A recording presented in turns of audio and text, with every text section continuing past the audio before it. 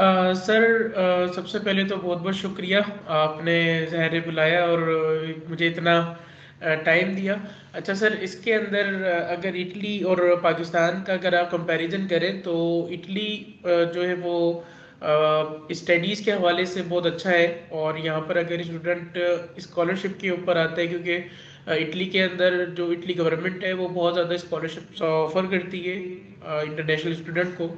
तो अगर आप मुझसे पूछें कि Italy is better than Pakistan, तो ऑफ कोर्स पाकिस्तान से बहुत ज़्यादा बेटर है इटली अबाउट एजुकेशन और इवन और फर्दर चीज़ों के लिए भी। अच्छा, वेरी गुड।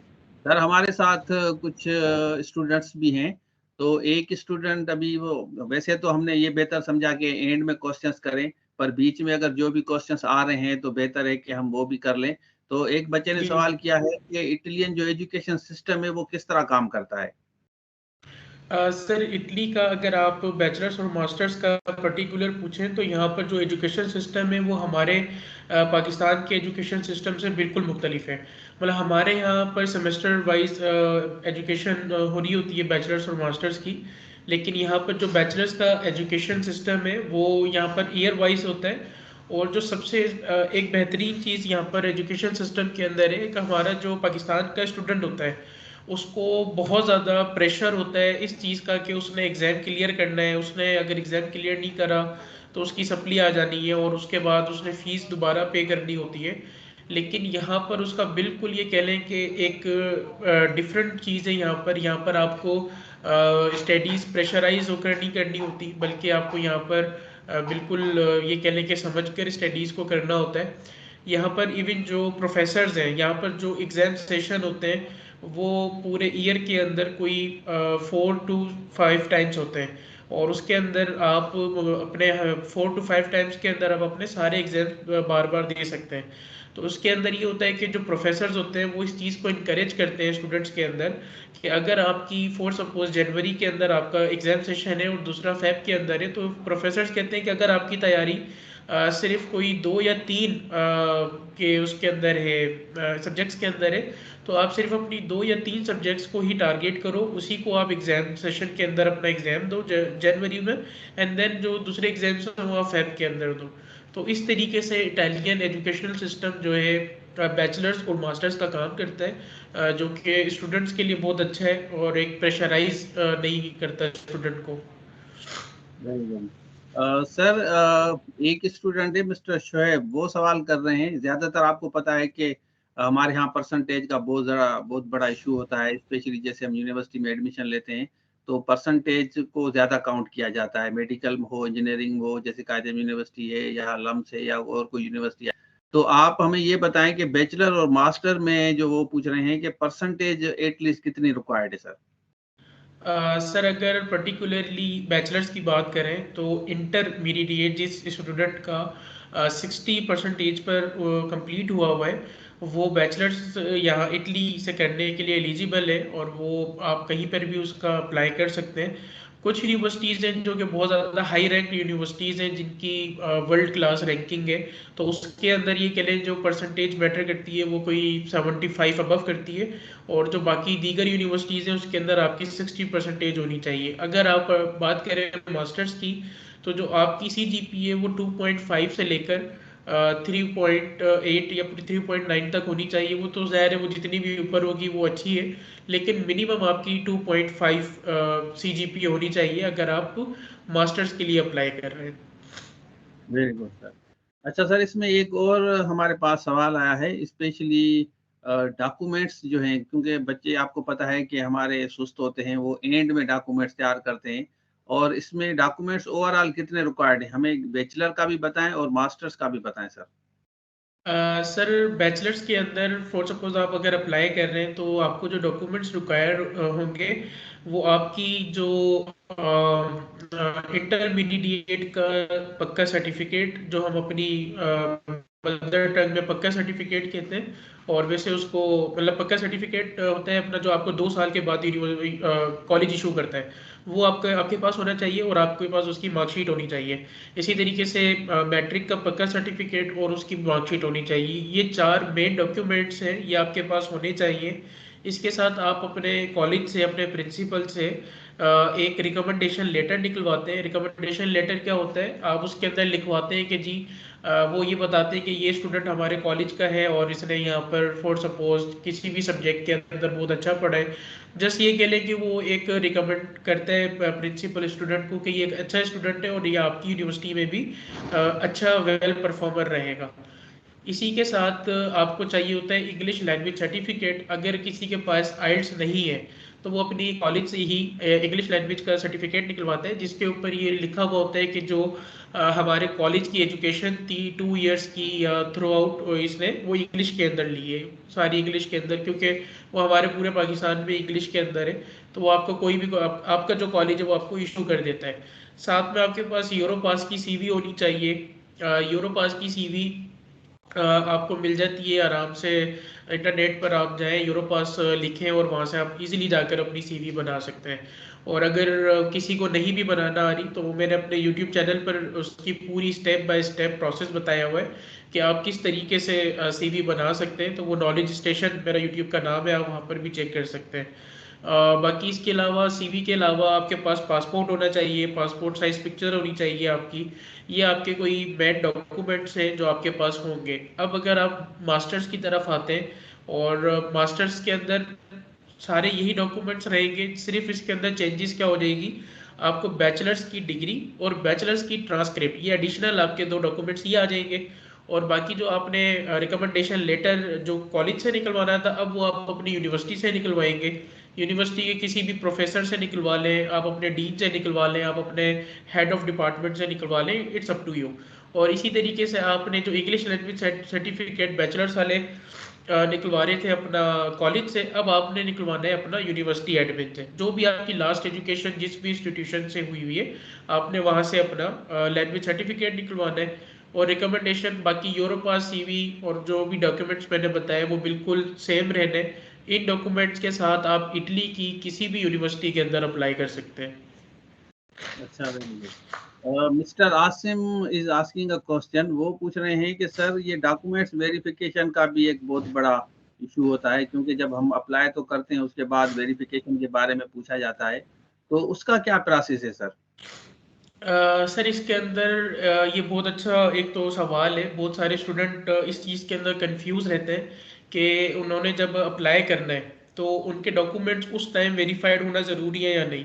तो इसका सिंपल जवाब है कि नहीं, आपके डॉक्यूमेंट्स अगर उस टाइम वेरीफाई नहीं है तो इसके अंदर कोई मसले की बात नहीं है। आप जस्ट आपके डॉक्यूमेंट्स प्रॉपर स्कैनर से स्कैन होने चाहिए और आप उसके बाद उसको ये कह लें कि आपके पास स्कैन डॉक्यूमेंट्स हों और आप उसके साथ अपना अप्लाई कर सकते हैं। जो वेरिफिकेशन का प्रोसेस है वो आप साथ साथ करवा लें। जब तक आपका एडमिशन आएगा उस वक्त तक आपका वेरिफिकेशन कंप्लीट हो जाएगी। और जो डॉक्यूमेंट्स की वेरिफिकेशन है वो आपकी वीज़ा के लिए ज़रूरी होती है, वो एडमिशन के लिए ज़रूरी नहीं होती। बाकी जो इसका प्रोसेस है, उसका प्रोसेस अगर मैं आपको स्टेप बाय स्टेप बताऊं, तो जो आपके मैट्रिक और इंटर के डॉक्यूमेंट्स हैं वो आपके आपके रेलिवेंट बोर्ड से वेरीफाई होंगे। अब वो आपका मुल्तान बोर्ड है, कराची बोर्ड है, सखर बोर्ड है, लाड़काना बोर्ड है, कोई सा भी आपका बोर्ड है, जिस बोर्ड से भी आपने अपना मैट्रिक और इंटर किया है, आपने वहाँ पर जाकर अपने डॉक्यूमेंट्स की अटेस्टेशन करानी है। और उसके उस अटेस्टेशन के बाद आपने डॉक्यूमेंट्स जो अपने मिनिस्ट्री ऑफ फॉरेन अफेयर्स से मोफा करवानी है। अच्छा, अब यहाँ पर एक चीज़ ये आती है कि अटेस्टेशन के बाद स्टूडेंट ने आईबीसीसी करानी होती है। ठीक है, आईबीसीसी आपके डॉक्यूमेंट्स होगी, उसके बाद जो थर्ड स्टेप है वो है MOFA, ministry of foreign affairs से आपके डॉक्यूमेंट्स अटेस्ट होंगे। जो बैचलर्स के लिए कर रहे हैं वो इंटर के डॉक्यूमेंट्स तक यहाँ तक करेंगे, और जो मास्टर्स के लिए अप्लाई कर रहे हैं वही सेम चीज़, उनके लिए एडिशनल 2 चीज़ें बढ़ जाएंगी। उनका जो बैचलर्स और ट्रांसक्रिप्ट है, डिग्री और ट्रांसक्रिप्ट है, वो उनकी अपने पहले यूनिवर्सिटी से अटेस्ट होगी एंड देन फिर वो चली जाएगी वेरीफाई होकर एचएससी से अटेस्ट होकर आएगी। तो थर्ड पर वो चली जाएगी मोफा होने। तो तो ये सारे डॉक्यूमेंट्स आपने इस तरीके से स्टेप बाय स्टेप वेरिफिकेशन करानी है। और आप वेरिफिकेशन के बगैर, दोबारा मैं आपको ये बात कह रहा हूँ कि एडमिशन आप अप्लाई कर सकते हो। एडमिशन अप्लाई करने के लिए आपके डॉक्यूमेंट्स का वेरीफाई होना ज़रूरी नहीं है, वेरिफिकेशन आपको वीज़ा के लिए चाहिए होती है। Very good sir. सर एक मोस्ट इम्पोर्टेंट क्वेश्चन आया है, मिस्टर अब्दुल समी ने पूछा है। वो कह रहे हैं कि बैंक स्टेटमेंट, क्योंकि आपको पता है कि हमारे लोगों के हालात ऐसे हैं तो वो काफी डरे हुए होते हैं, और ये मेजर क्वेश्चन पूछा है बैंक स्टेटमेंट का। आप हमें बताएं कि इसका क्या रोल है। सर बैंक स्टेटमेंट जो है वो बिल्कुल आपको जो चाहिए होती है अब इटली के लिए, वो है कोई 30 लाख रुपीज ना, आपके पास 30 लाख होने चाहिए। आपके कम अज कम मिनिमम जो एम्बेसी की रिक्वायरमेंट है वो ये है कि 30 लाख रुपीज आपके पास आपके पूरे ये कह लें कि लास्ट 3 मंथ तक आपके अकाउंट में होने चाहिए। इन और आउट जितना भी बैलेंस होता है, तो आपका जो क्लोजिंग बैलेंस है 30 लाख का, जिस जिस मंथ आप वीजा अप्लाई कर रहे हैं, फॉर सपोज अगर आप वीजा अप्लाई अगस्त के अंदर कर रहे हैं, तो उसके प्रीवियस 3 मंथ तक 30 लाख चाहिए। अच्छा स्टूडेंट, एक सवाल और ये भी पूछते हैं सर कि फॉर सपोज बहुत सारे स्टूडेंट्स के अगर हमारी स्कॉलरशिप है तो क्या हमें फिर भी नीड है वीज़ा के लिए बैंक स्टेटमेंट की? तो बिल्कुल आपको बैंक स्टेटमेंट की नीड उसके बावजूद भी रहेगी। आप चाहे स्कॉलरशिप पर हो या नहीं हो, आपको बैंक स्टेटमेंट लाजमी दिखानी है। और अगर आपकी बैंक स्टेटमेंट में थोड़ा सा भी कोई भी इशू फॉर सपोज अगर आता है, तो एम्बेसी उसके अंदर अकोमोडेट नहीं करती। अच्छा, वेरी गुड। अच्छा सर, अभी काफी सपोज के काफी हमारे पाकिस्तानी वहाँ पे डिग्री कंप्लीट कर लेते हैं, मास्टर्स हो या ग्रेजुएशन हो, एमफिल हो या पीएचडी हो, तो फिर वो जाहिर है इतना अरसा वहाँ पे रहते हैं इटली में या कहीं भी, तो उनके बाद उनका दिल नहीं करता ना वापस आने के लिए, क्योंकि पाकिस्तान के हालात आपको पता है कि कैसे हैं। तो जॉब्स मार्केट क्या है इटली में, अगर आप ग्रेजुएशन करते हैं, मास्टर्स करते हैं, एमफिल करते हैं, पीएचडी करते हैं, ये थोड़ा सा काइंडली इस पे थोड़ी सी रोशनी डालें।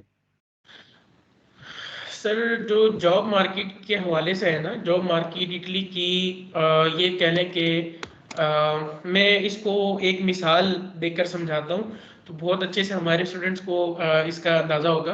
अब फॉर सपोज एक कराची का बंदा या एक पंजाब का बंदा जो प्योर पंजाबी बोलता है या जो प्योर उर्दू बोलता है, वो अगर हमारे इंटीरियर सिंध के अंदर लाड़काना में आकर जॉब करना चाहे, तो उसको सबसे पहली रिक्वायरमेंट क्या होगी? तो उसके लिए सबसे पहली जो रिक्वायरमेंट होगी, जो उसको सबसे पहली हर्डल होगी, वो उसकी लैंग्वेज बैरियर होगी। क्यों? क्योंकि लाड़काना शहर के अंदर सारे लोग जो भी है वो सिंधी बोलते हैं, तो आपको वहां पर सिंधी आना जरूरी है। अगर आप कोई भी काम करते हो, जाहिर है आपको अगर कोई कहेगा यार गिलास उठाकर दे दो, तो उसने जाहिर है वो अपनी मदर टंग में ही कहना है।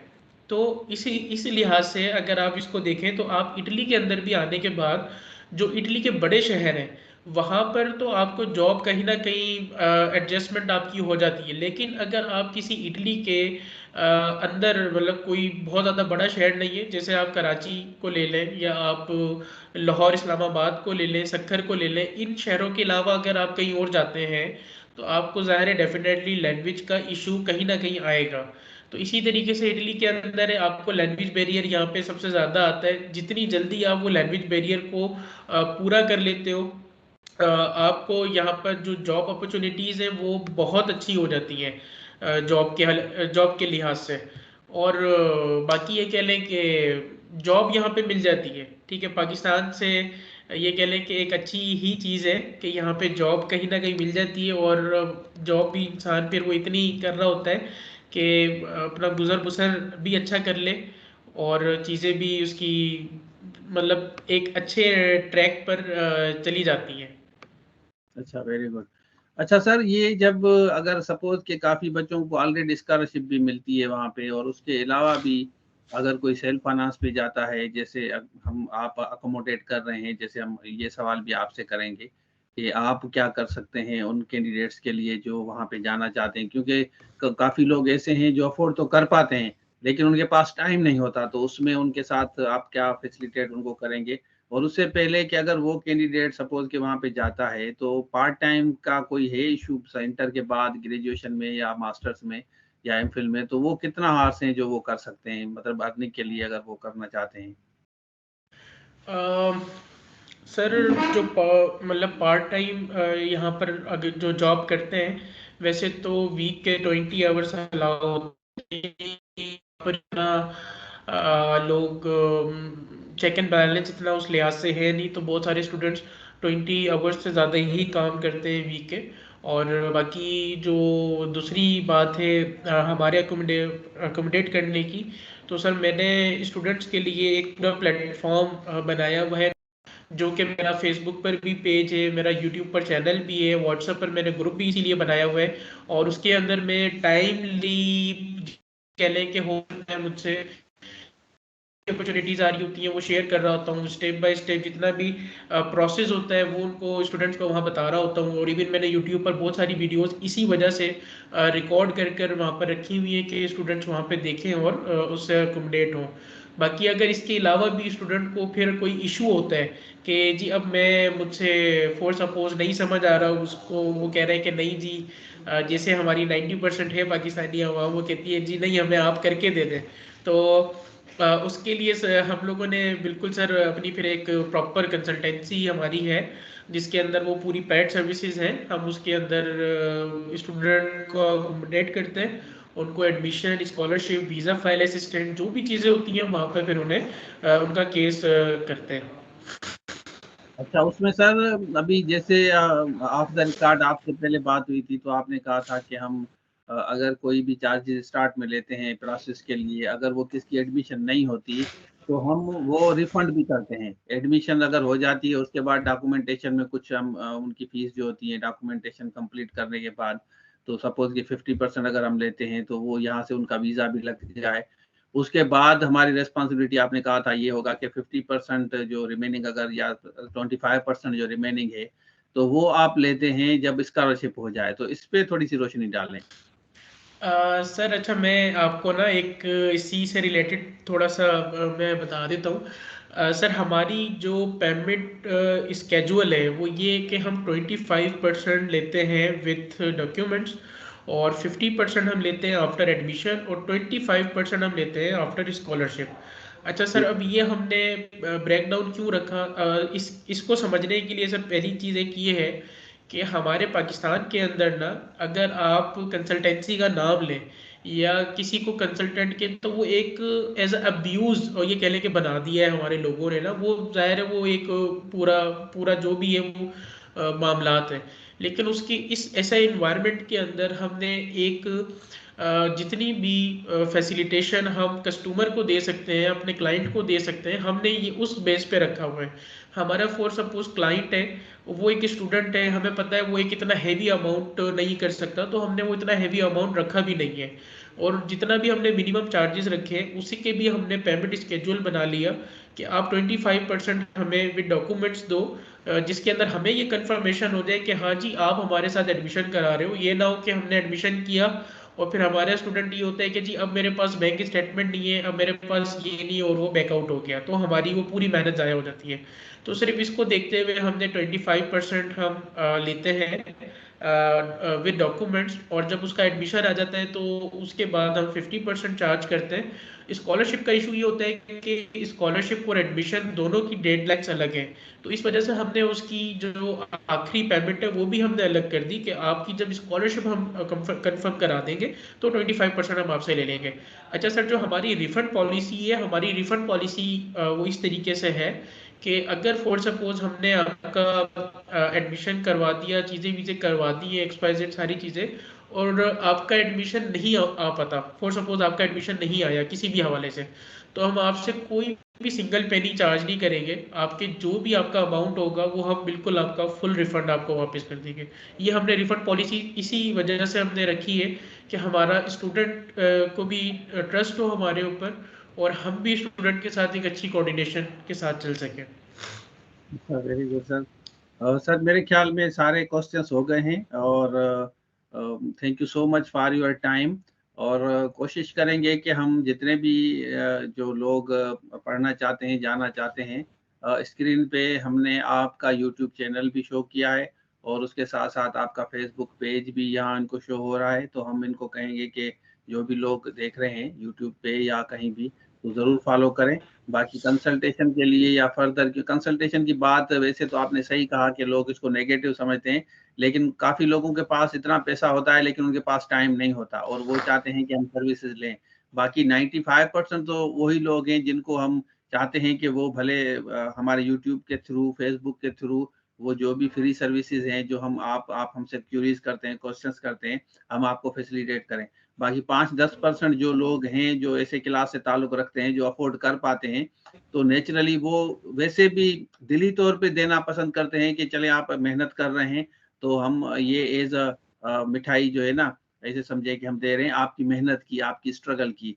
तो ये भी एक अच्छी मतलब खुशाइन चीज़ है। आपने कहा कि वो भी आप 25% ले रहे हैं और वीज़ा के बाद या एडमिशन के फाइनल के बाद 50% और स्कॉलरशिप तक भी, जिसमें जैसे आपने पहले ऑफ द रिकॉर्ड बताया है कि इतना पैसा उनको मिलता है कि वो मज़े से वहाँ पे ज़िंदगी गुज़ार सकते हैं। तो sir ji thank ji you sir, बिल्कुल। सो मच सर, आपने टाइम दिया। इंशाल्लाह हम कोशिश करेंगे कि नेक्स्ट सेशन में भी अगर हम समझते हैं कि क्यूरीज आ रही हैं इस वीडियो के थ्रू, कमेंट्स में आप हमें ज़रूर बताएं और जैसे हम उन क्यूरीज को पहले हम लेंगे, राइट डाउन करेंगे, फिर हम सर फैज़ान को रिक्वेस्ट करेंगे कि उनको भी एड्रेस करें। तो sir thank you so much for your time. और श्योर सर, बहुत बहुत शुक्रिया आपका भी, आपने इनवाइट किया, बहुत बहुत शुक्रिया सर। इंशाल्लाह। जज़ाकल्लाह। अल्लाह हाफिज़।